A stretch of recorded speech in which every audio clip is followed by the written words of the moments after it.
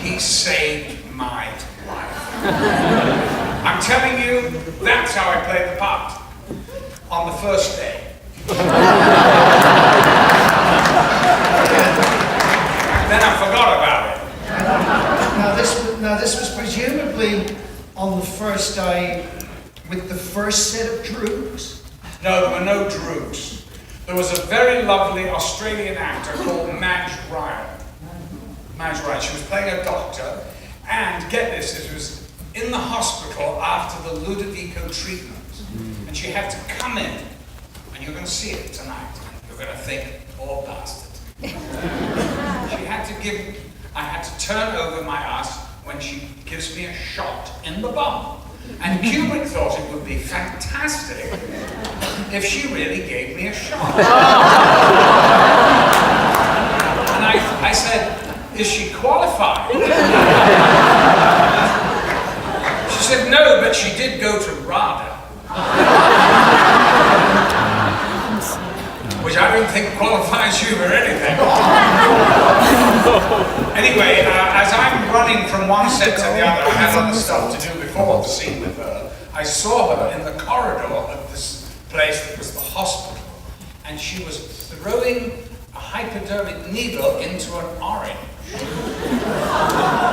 The metaphor does not escape me. Because the doctor had told her that it is sort of equivalent to the human skin. What kind of a doctor was that? So when we got to it, this poor woman, and by the way, in this syringe was distilled water. And the whole thing was, she slammed the, so I undid my thing, thinking of the note that Lindsay Anderson had given me. She threw, and then the doctor had told Madge Ryan, make sure, don't mess around, just get the needle in, don't be half,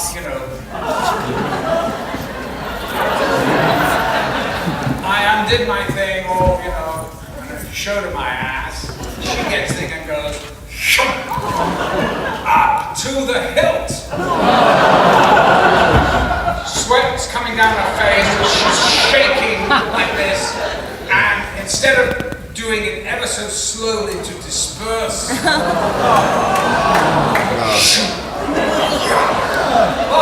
I smiled.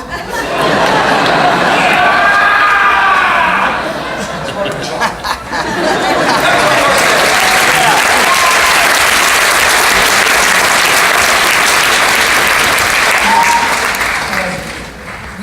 Because we don't have a great deal of time, we want to. I'm desperate to know. You've told me a couple of anecdotes sort of here and there over the years. If I'll say two things to you, maybe there's a great story behind it. Shakespeare and handmaidens.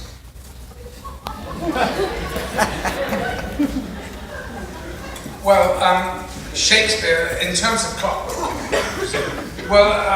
in my mind, there were many influences for this character, of course. Like, you ask Gary why he did such a way, he'll say, well, I just felt like it. But of course, somewhere deep down in the consciousness, there is something which tells you, and this language that I had to do reminded me very much of Shakespeare.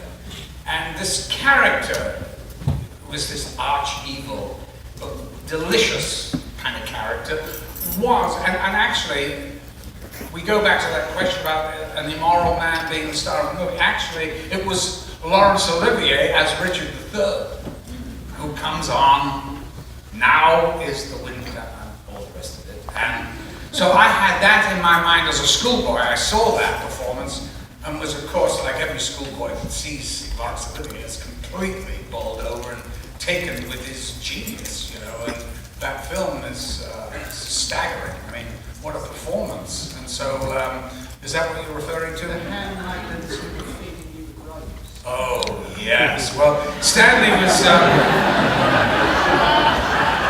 as I remember, I think they were topless.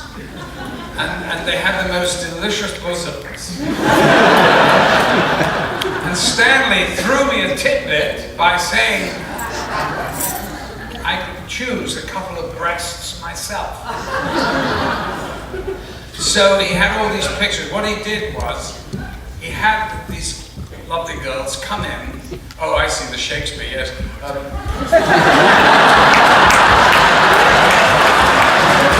what you're getting at now. He had them come in. There was a poor man, this is before they put everybody on video. But so this casting director called James Liggett, long, I'm sure, he would take these girls who would come in, topless, and go, "Now is the winter of our discontent, made glorious by this the camera.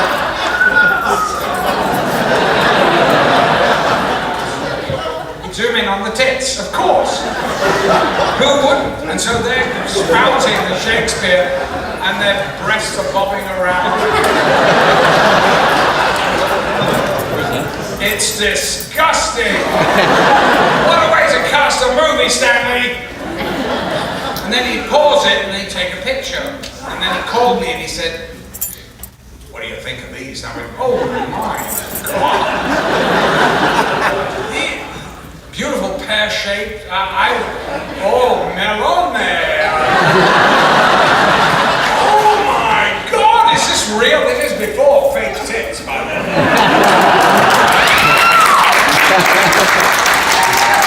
1970, England, very backwater.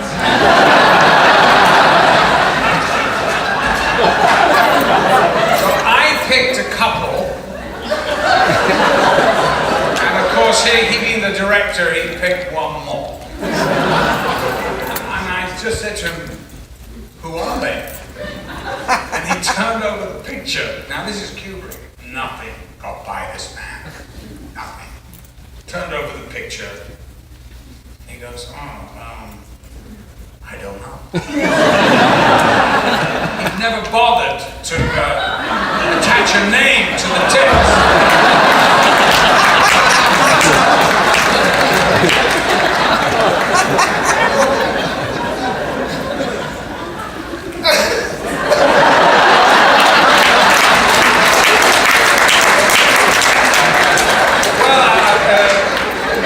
Talking about, we're getting a bit risque, but there is a sequence with the William Tell overture.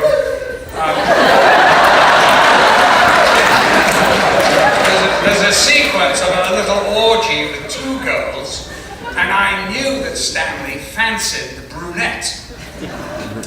Because I could see the way he changed his behavior. Now, of course, happily married man, I'm not saying anything.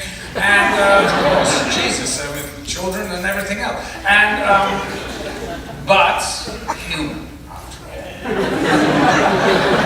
And so, I said, "Well, how long is this shot going to be, Stan?"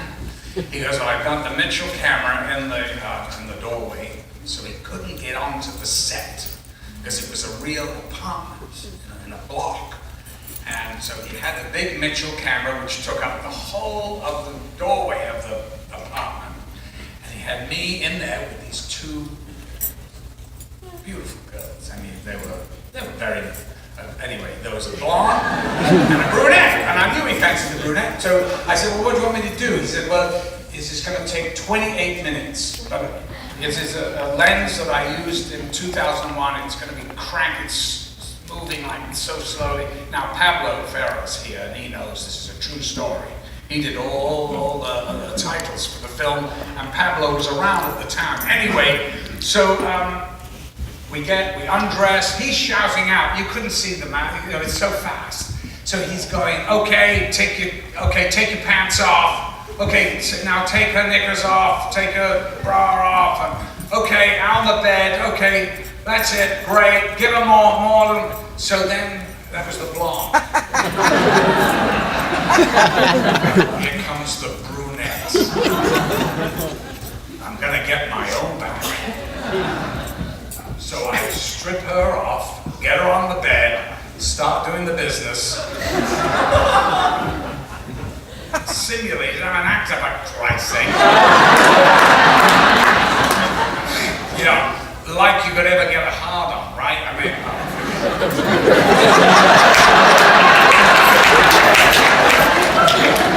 doesn't happen, I swear to you.